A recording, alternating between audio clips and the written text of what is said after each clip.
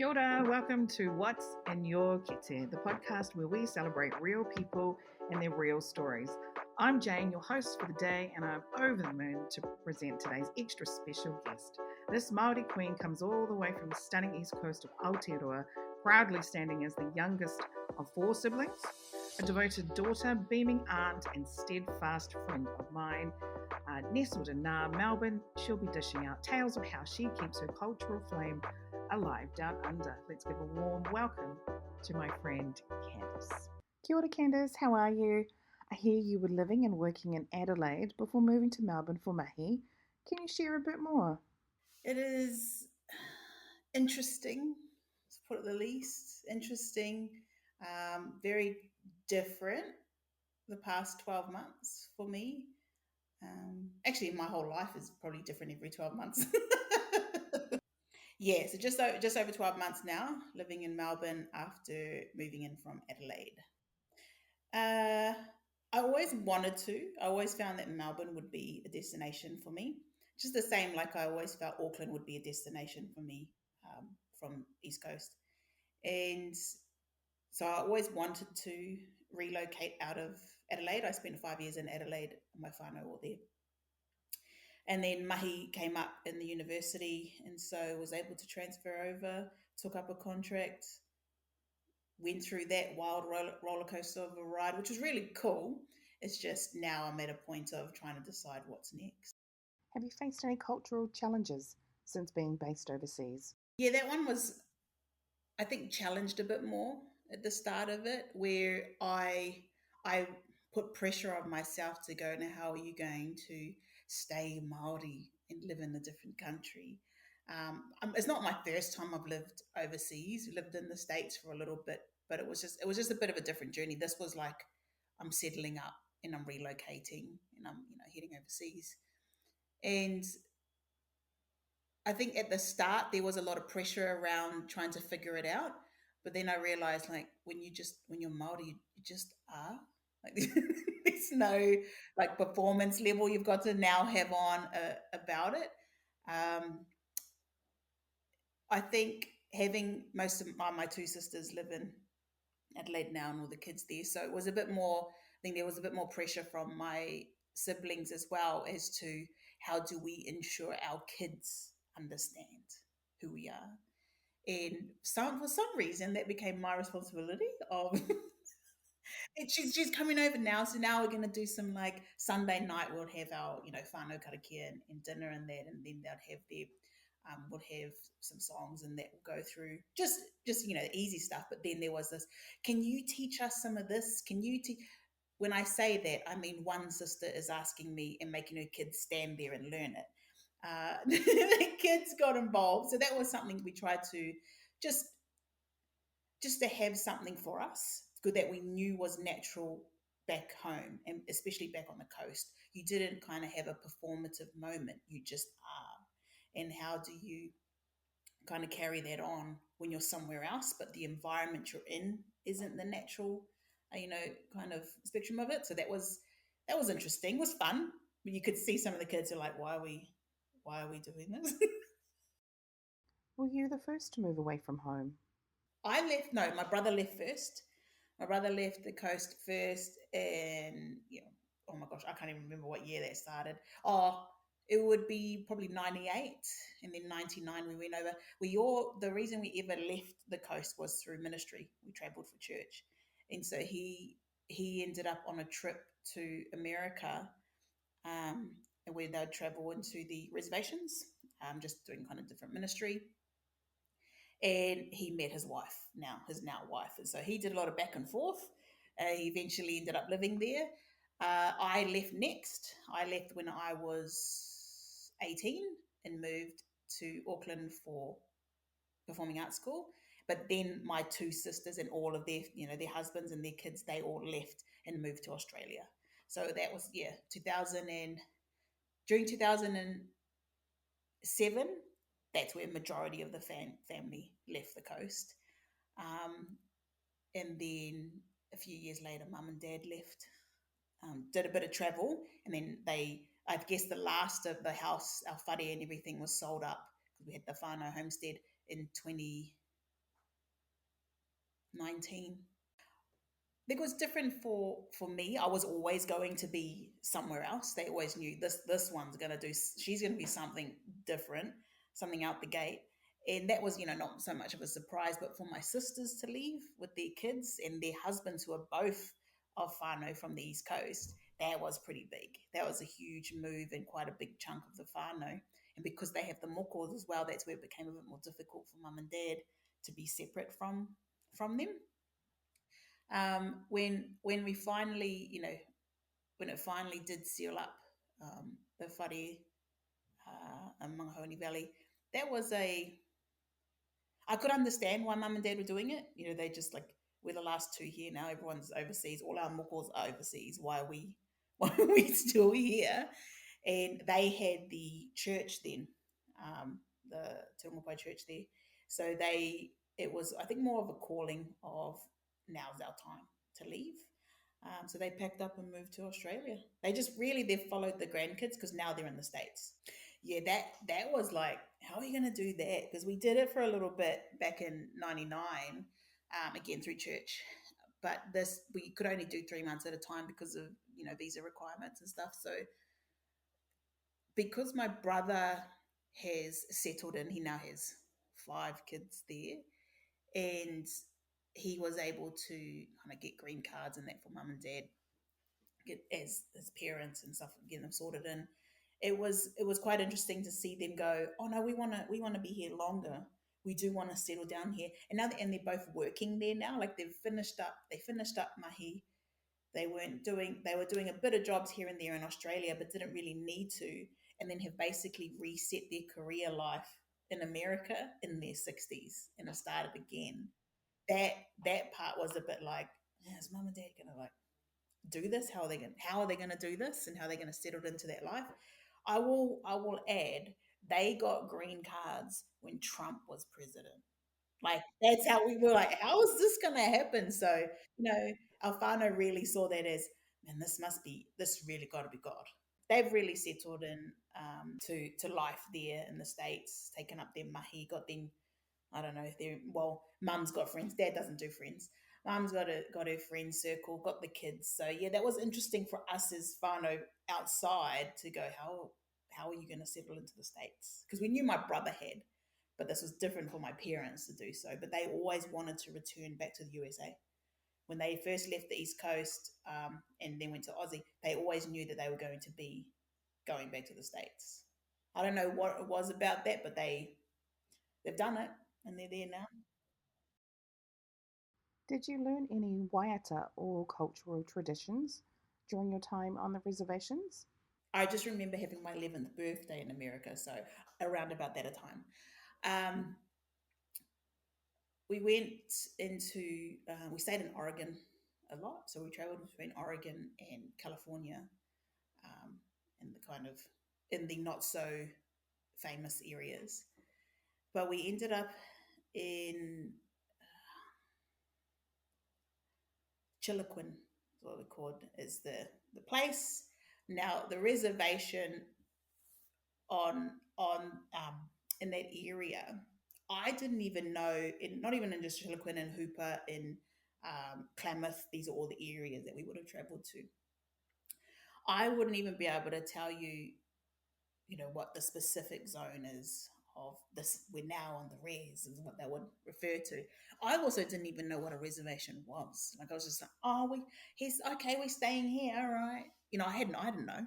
I didn't know there was a difference. I didn't know there was a location that was dedicated just for our Native American. I didn't know that that's the place that they were kind of like, oh, we've taken this, but you can have that kind of conversation. I didn't know what that meant.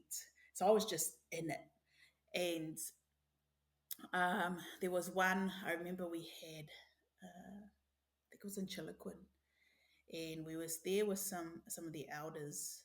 I think it was after one of our services. So we travelled around in what we called like they called it a revival. It's basically, it's a big marquee, and it travels around, and you pitch it up, and then you just have services like there every night. We have some singing, and you have someone speak. And so we travelled around just doing that. So we'd be performing our, waiata and stuff like that. I mean, during one of these times, we went, and I remember being in this house because I think the boys had gone out and sat in, when they do the sweat in the tents, and they just sit out on the teepee and do their own ceremonial stuff. So I think the boys had all gone out and done stuff like that. And then there was a time when they brought us into a whare and they had a drum there, and they were just sitting around playing and, singing their waiata. And then they let us join in and be able to play. And so they're like, okay, Candice, sit down. Here's, this is what you do. You just hit, and you hit it, and you hit it in time with us. Oh, okay. Then my brother comes up next to me. He's like, don't screw this up. Don't go out of beat. Don't miss any of this. All right, just follow them. I was like, okay, what? Now I'm really scared because I wasn't scared before, but now I'm scared. And then we're just sitting there, and all about all these all the whānau, they're just singing, doing their own waiata, and I'm just playing and just sitting in amongst this room, just like, what is this? And that was amazing. It was amazing. This 10-year-old sitting there really had no idea as to the history, but I knew something here was the same as home. It's like, this feels cool. This is, everyone's doing this right, and then realize, no, not everyone has that opportunity to experience that. But yeah, I was really blessed to be in that environment. Um, some of the whānau there now we still keep in touch with, but yeah, that was probably my first experience. And then another one was up in Hooper Valley, they called it, and that's actually where I was baptized, in their river. They had a massive river there, and when I stayed there, there was across the river, and you'd be like, okay, this is the reservation. So you could see. I was like, oh, okay, this side of the river is that, this side of the river is this. And we stayed on that side. We had a few services there, and it didn't. For me, I was like, yeah, this looks like home. This looks like the East Coast. You just got your cousins running down the road with their random bikes, and I don't know. I think they're all just crashing at someone's random houses. Like, it was just so free. That's what it felt to me. I don't understand, obviously, everything that's going on there and had gone on for them. But as a 10-year-old or 11-year-old standing there, like, this seems fun. Like, just so open into that, and being accepted into the community there. But yeah, that's actually the river I was baptized in. It was a snow mount off, and my dad took me down there after a service, and yeah, baptized in the river at Hooper Valley. Okay, so can we fast forward a few years and to that time where social media really started to blow up? And around that time, I know you had some interesting moments online. And there's one story in particular that I think you could share. What happened there? How did it all unfold? First one was MySpace. It was MySpace. I remember I was sitting at high school trying to figure out how to do the different backgrounds and stuff. I actually found MySpace a bit too confusing. I don't know, like, obviously I'm not tech savvy, but then quickly Bebo came around, and Bebo was the rest of my high school timeline, was Queen of Bebo, I would say. So yes, it's interesting to see the evolution of social media from then to now. There was a lot more that we put into what the page itself looked like. Like, that was our learning point of web design, is, in what you call it, like the background movements or the music that you had, or where your friends sat in terms of top eight. But yeah. Right, I do remember that. Um, Gosh, I used to go to my local library and update my Bebo screen. I don't know if that's what to call it. Um, and gosh, did I sink a bit of time, or what I thought was a bit of time back then, which is nowhere near the amount of time I spend on social media like these days. But hey, why I was asking you about Bebo. Now I know that you've got a little bit of a funny story that came out of Bebo. So from being on the East Coast and being a bit of a Bebo user to then ending up in Tamaki. Can you tell me about what happened? What kicked off on Bebo for you? Bebo life. Yeah, there was actually quite a lot kicked off for me on Bebo. But while I was living on the coast, I had just finished performing arts school in Tamaki. and I was in there for vocals. And I went back to the coast, and I just had no plans. Like I was like, well, now what? While I was there, it was like summer during the summer break, and while I was there was an ad on TV delivered by it was Ollie Coddington and Gabrielle Paringatai at the time, who were my FM.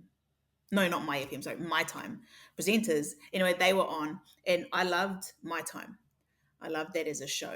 And I remember just seeing them, and the ad was, we're looking for a third presenter, and the show won't be, like, it was for a new show for IMTV, and they're looking for a new presenter, and they just wanted people to submit a video of themselves and why they would want to be on the show, want to take up this role. And I think at that point, Bebo was kind of at its peak for New Zealand anyway, for Aotearoa, in terms of the way we were using it. I think it was a smart way that they reached out and just went, we need to hear, we're trying to look for someone, and the way you can connect to us is using your social channels. So the ad was, make a video, submit it to our Bebo channel online, to our page, and then we'll let you know, sort of thing. It was like, fine, whatever. What do I got to lose? I think it was like a 3-minute video or something like that.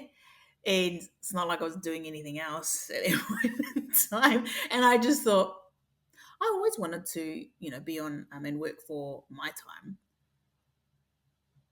I'll just give it a shot. And I recruited my nephew at the time. And gave him, there was actually, and we had a camera. I don't know. Yeah, my phone had a camera, just a digital, flip screen one to watch camera. Gave it to him. I said, all right, just film me here. And we drove around Tokomaru. So I remember being down at the wharf. I remember being in like the ruins there. I think I was down on the beach, and I was just, I'm Candice from Tokomaru. Love this. Would love to show what our people are, what our people can do. I wrote my own script. Don't ask me every detail of it because I don't know.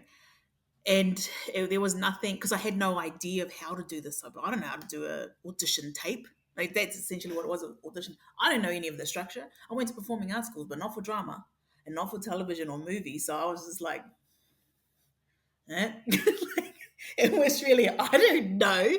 And so there's me and my nephew driving around Tokomaru, and he's just like, okay, go. So I do owe a lot to him for putting up with that. Just, yep, all right, here you go. And I took it, and then I went to one of my whāngai sisters, and she had a Apple, what is it? What do they call them then? iMac, I think. Big beast of a computer. Sat there and did all the editing. I hadn't used Apple before. I don't know what I was doing on that either. I was just clicking, cutting, and hoping for the best.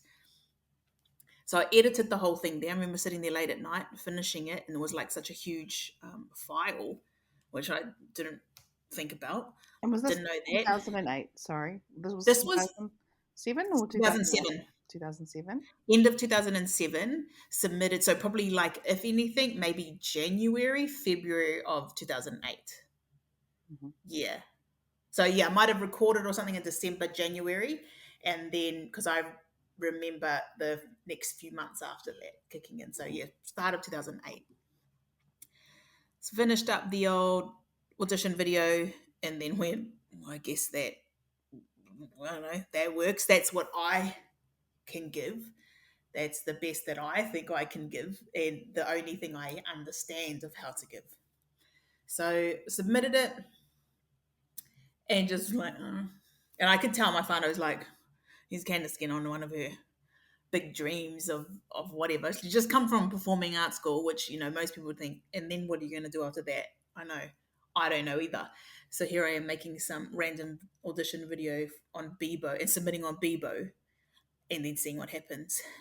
The next few weeks after that, the videos would go up, and they were kind of individually just kind of filed through the Bebo page, and people would have to vote on, I like this one. So then it opened up. I didn't realize that more people were going to see it.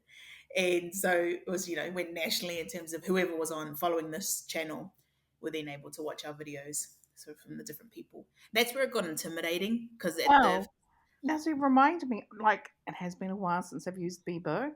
So, did Mhm. you have to upload the file into Bebo?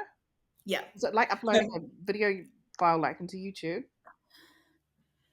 yes, I think I can't actually remember if I just did it all privately and they put them up, Right. or if I put it on my page and then like tagged it to them, like, post on their channel. I Onto the can't wall. remember if it was Yeah. privately or not, but it was, yes, it went through YouTube, had to save to get the file and then submit through that way. Um, Wow. And so then it was like a public voting system. yeah, yeah. I'm assuming off their wall. I'm assuming Yes, it would off have been their off wall. their Everything wall went because onto that would have been theirs. driving traffic to their page. Yeah. Um, And right. that's where it kicked in terms of intimidation for me, because before that it was just me and my nephew, like he's just recording, so I'm just talking to him, we're kind of walking around.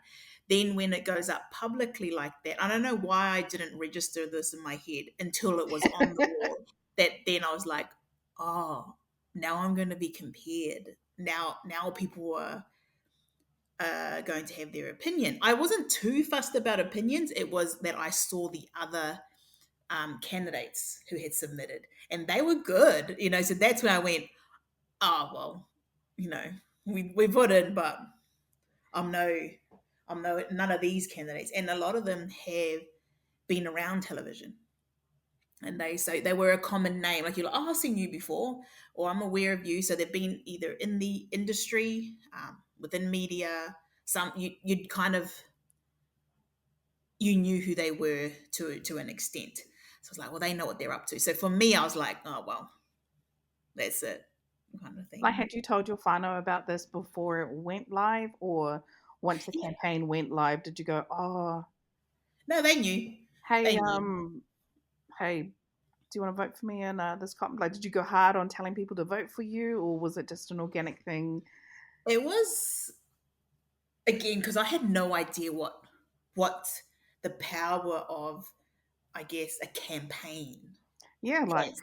I I don't was know just about like, it. right. I think I just assumed the producers would look at it, or whoever, and I didn't even know what a producer was. So I was like, the TV people would look at it and make their decision. And then it's like we're putting it to the public, and I was like, oh.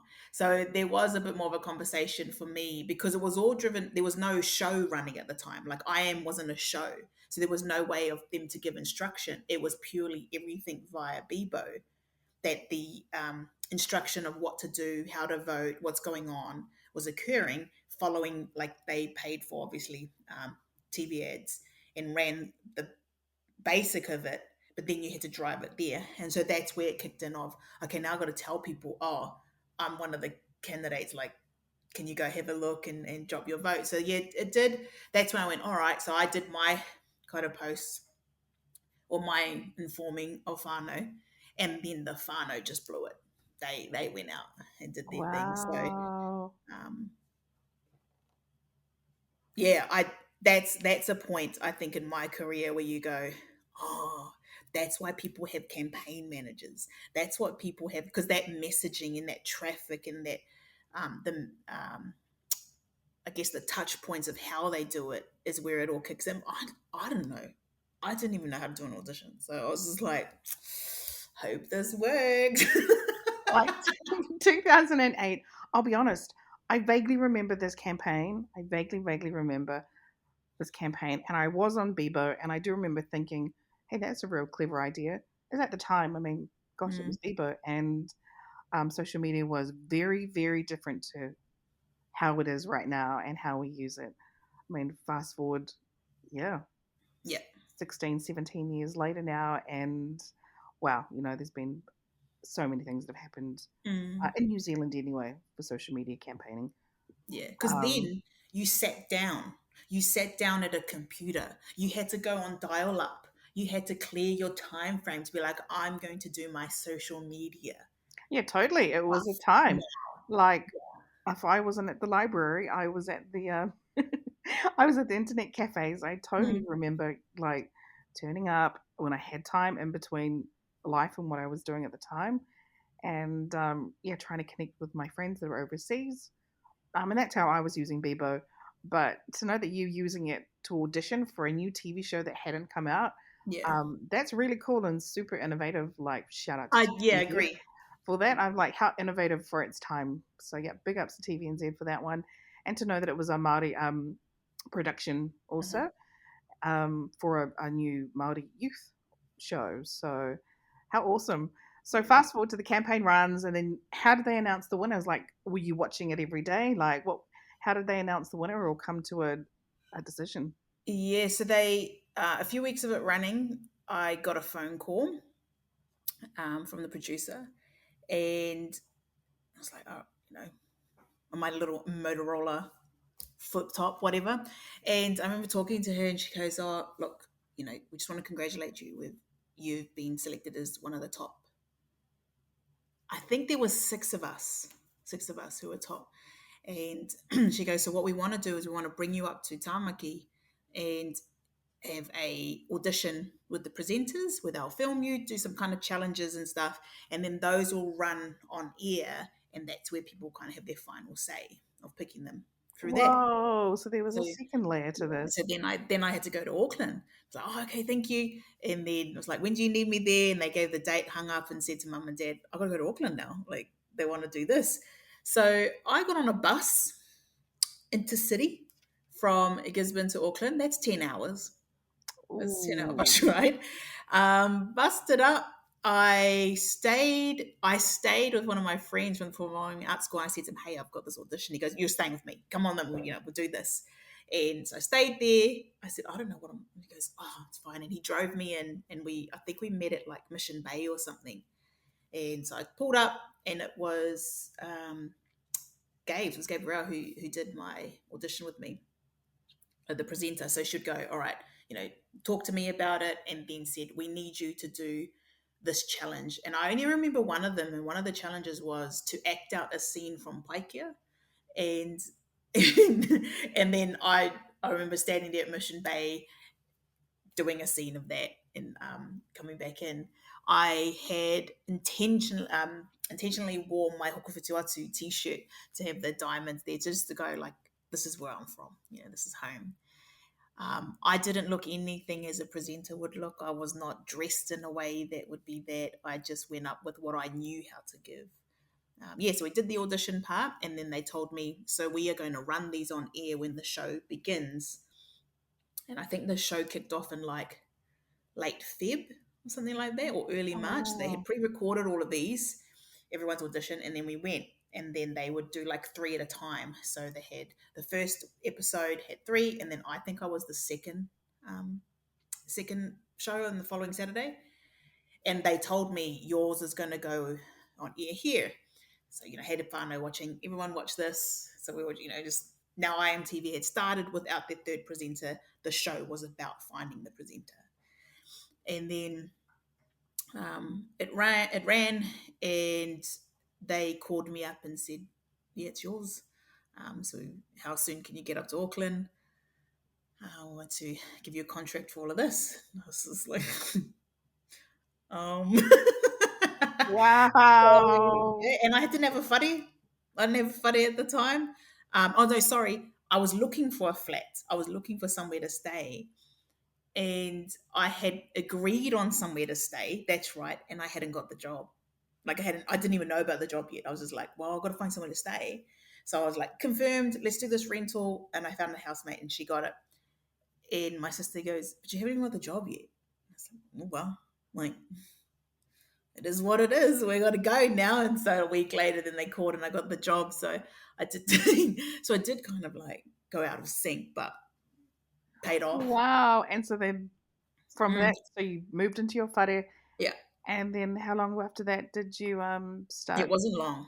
That was a quick turnaround. Like I pretty much packed it up, boosted up to Auckland, settled in the whare.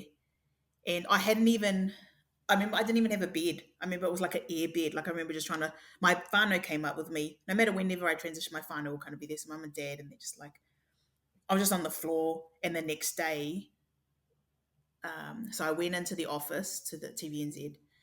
They didn't even have a desk ready for me then. So I was just like sitting in this corner.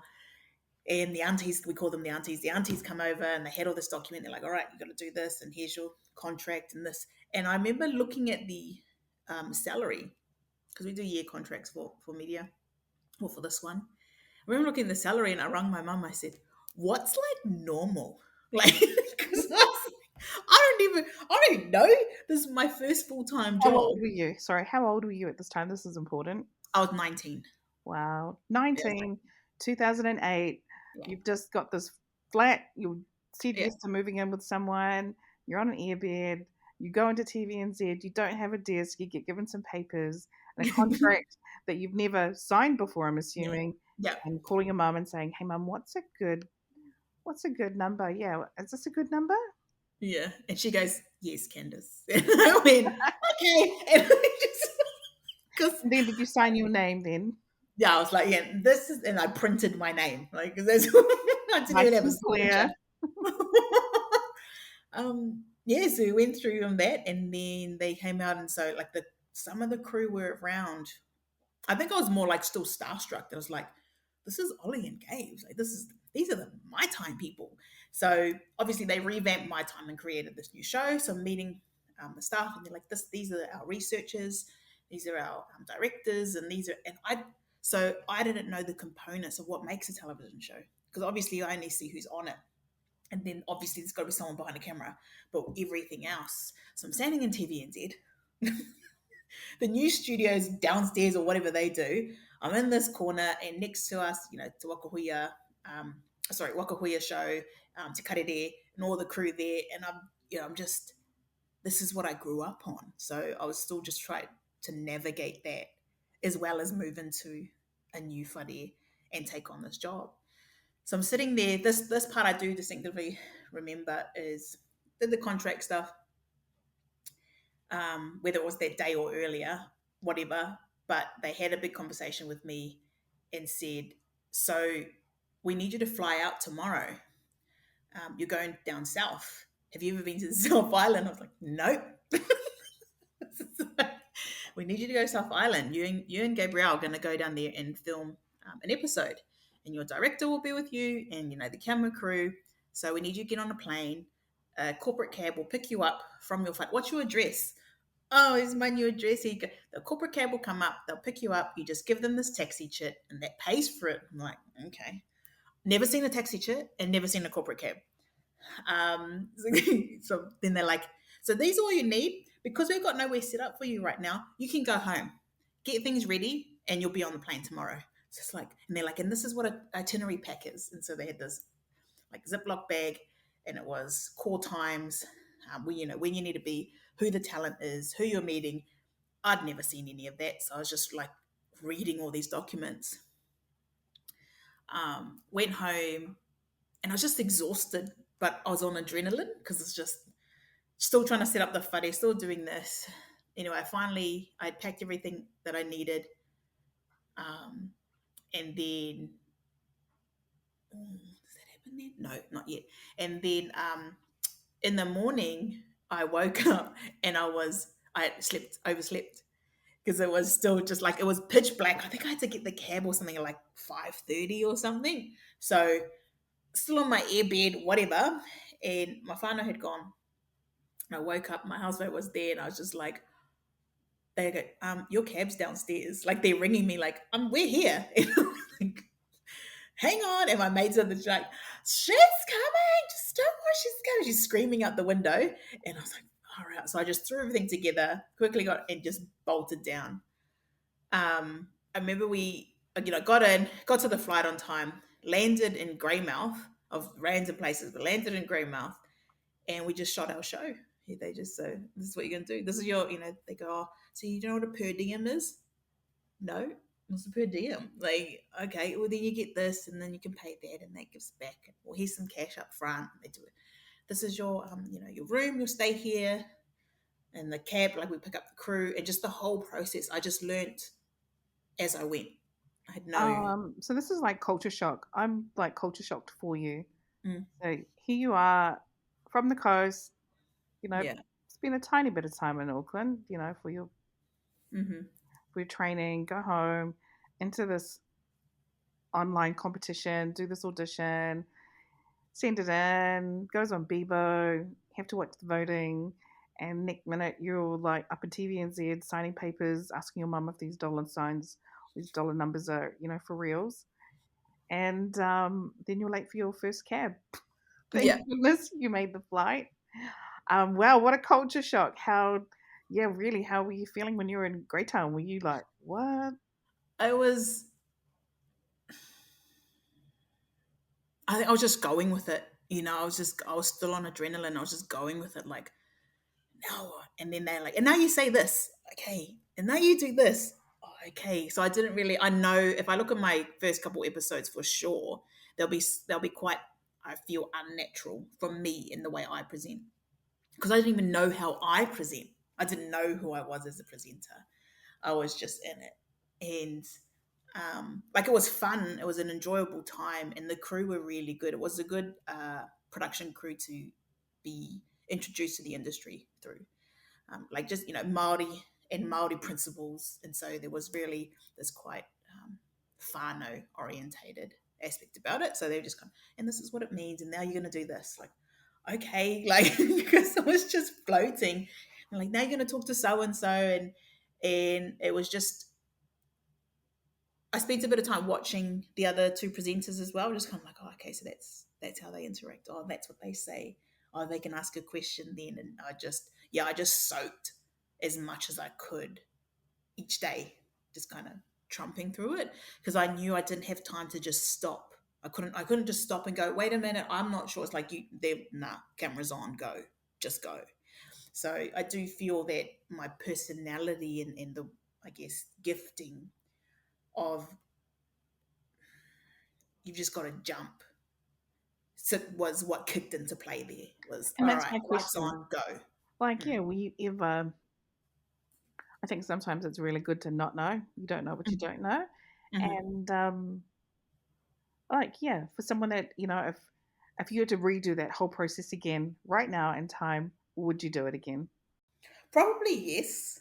Yes. Like knowing what you know, and also to like understanding life more. I Yeah. mean, and I think it would, my delivery would be different in terms, well, obviously, but I'd be more conscious now when I speak. Oh, I can't really say that. Maybe I shouldn't say that. How would I be perceived? What does that mean? What does that reflect? Like, that's what I'd be thinking now. Where then I was like, hello. This is, hello, this is we're at Candice. this museum. Like, I This is the didn't know. museum. This is the museum. Yeah.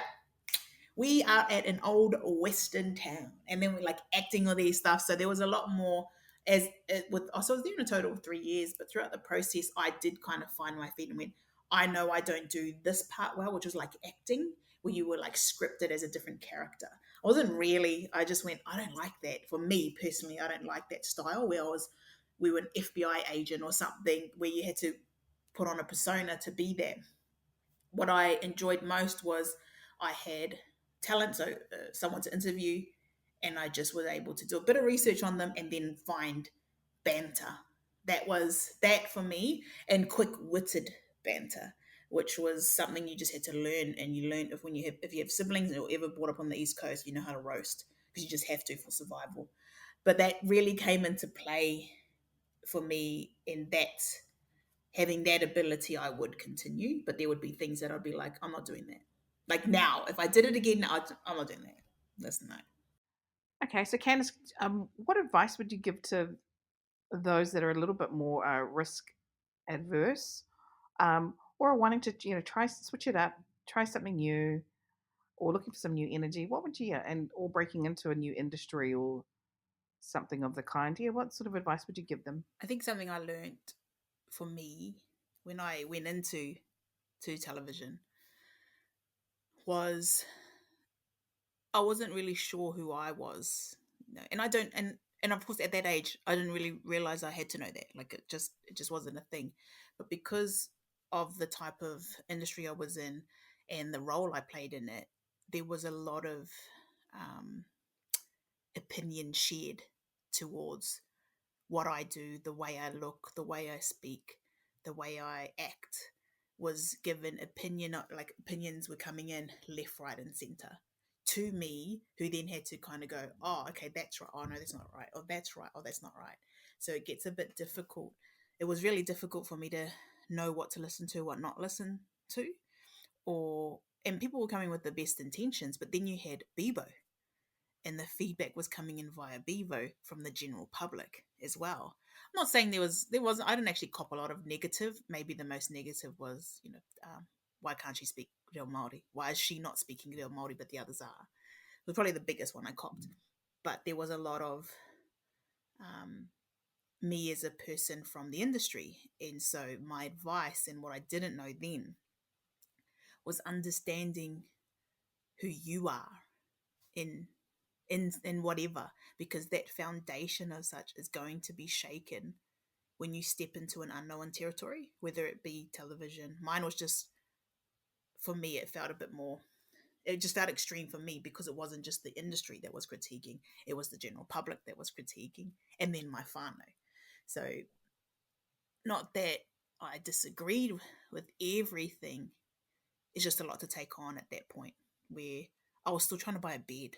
Like, I didn't even know what a salary was. And then here I was like signing contracts. So there was a lot to consume in that time. So my advice to someone is, if you're going to step into some other industry or crack into something or do something that's, really different for what you're doing now, try and have a figure out who you are as a person. Like, what makes you tick? What is something you need for calming? Like, for me now, I know I'm an introvert who can be extrovert. So I can perform, I can go on, I can do all that, but I need my downtime immediately after. I need silence, I need my isolation. If I don't, it comes out on other people. And so I just know for me that when I tick over, I'm like, oh, okay, I can do that, but I know I need a retrieve. And because I know those are the types of tools I require to operate at the best, now I can go into these things a bit more prepared. And I didn't know that about me. I just burnt because I didn't know. I wonder why at home I was just like, I don't want to talk to you. I don't want to talk to anyone. It was just thought I was in a foul mood. No, it's just because I used my social energy as soon as I walk out the door, because I have to, because now I'm a public face. But when I was back home, it was just shut down and let me shut down. And I didn't know that was something, that was me, that's how I operate. So I think, something as simple as what makes you energized, and what do you need to re-energize when entering something new, is a real strong foundation to have, because otherwise everything's going to be new, everything. So something has to be solid for you. But yeah, I think just that core of understand. It seems a bit too broad as a comment. You should know who you are. Like, yeah, okay, thanks. But there's like something like that.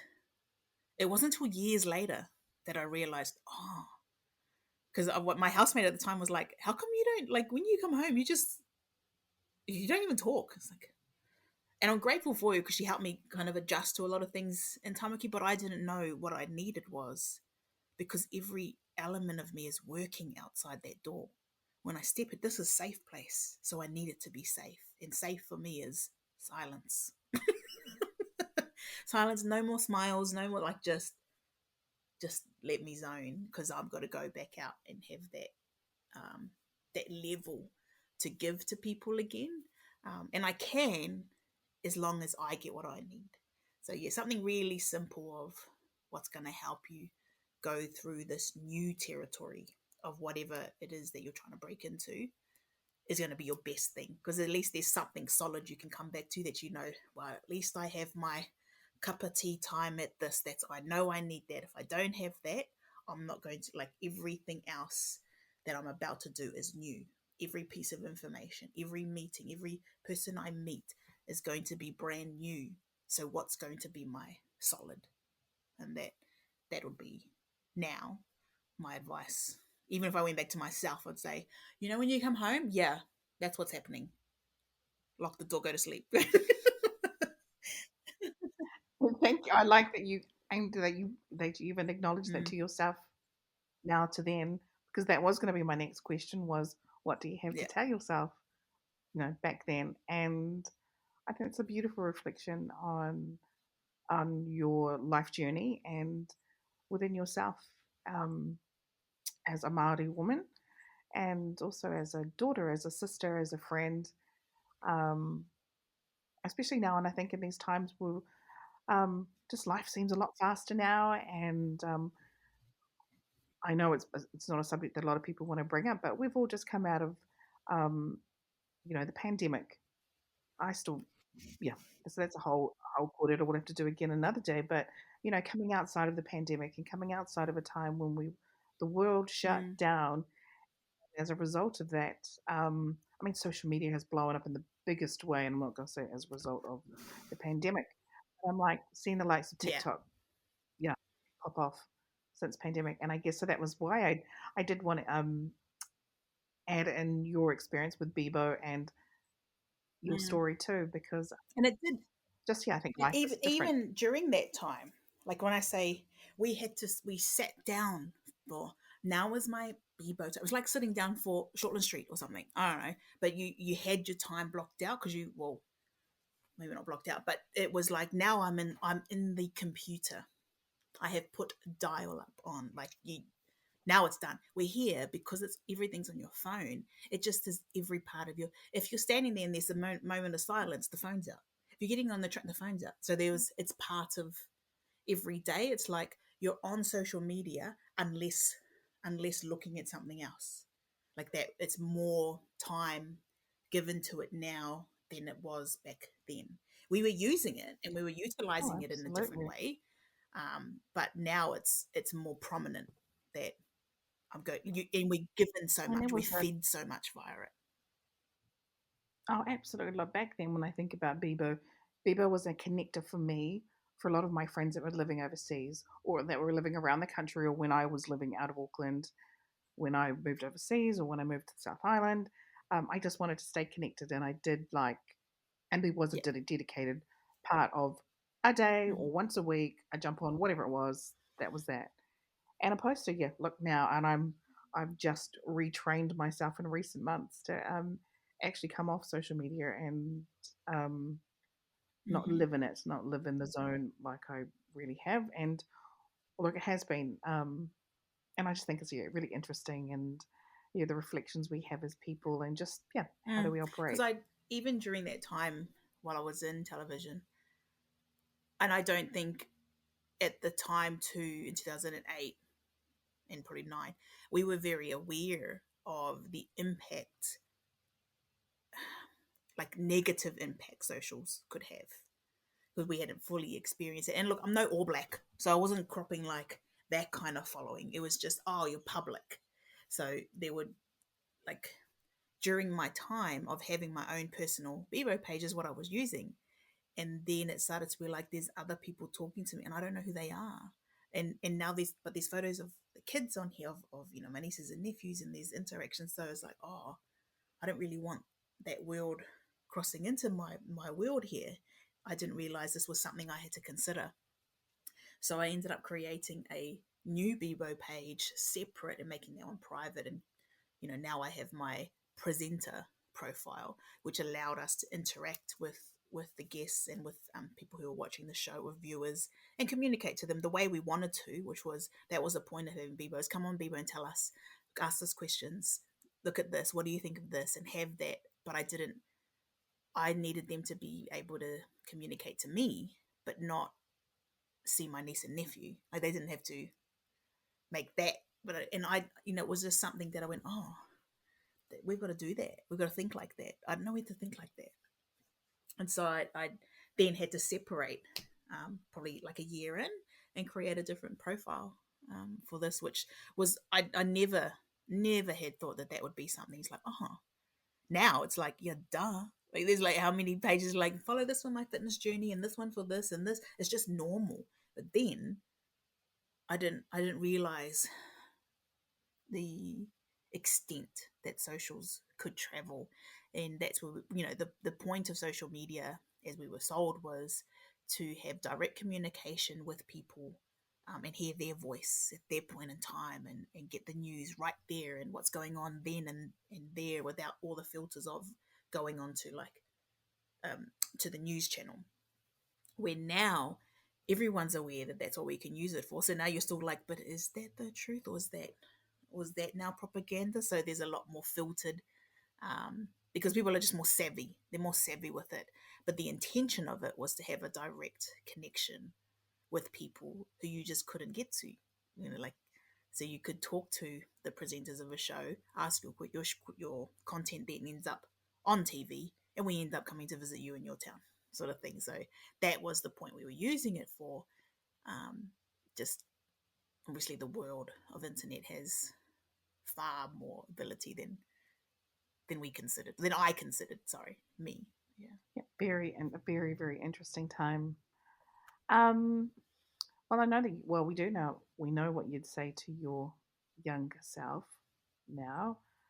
Um, I guess, do you have any other parting words for anyone else that's listening to this podcast Mm. today?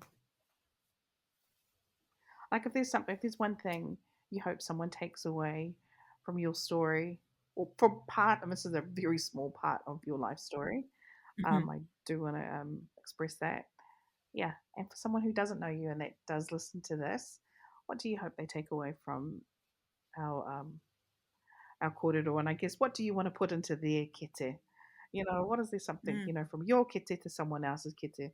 What do you hope that they take? I think the main tool of figuring out what it is you need for yourself to get through that, that new I guess adventure, really, that solid.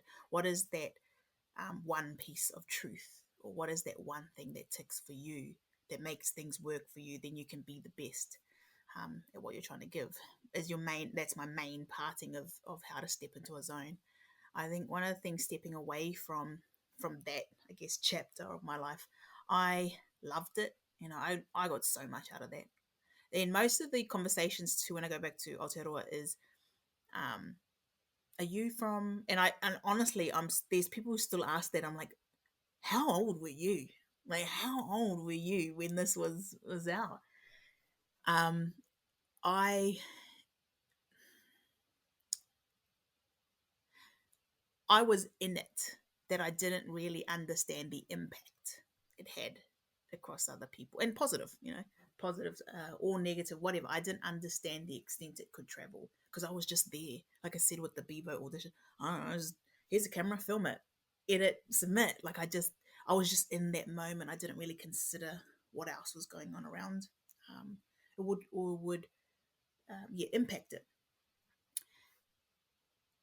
The people who are on the journey with you, whether physically there with you there, or your whānau back home, or your community, for me, for Tokomaru, for your community, the East Coast, who are there with you through that, I didn't understand how much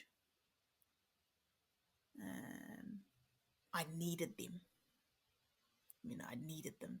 And even my first flatmate, when I moved into Auckland, I don't know, but she was like, okay, so when we pay bills, like, how do you pay a power bill? I don't know. Like, how do I pay a bill? Like, just those sorts of things that came along in this journey that I didn't know I needed, but they were just there.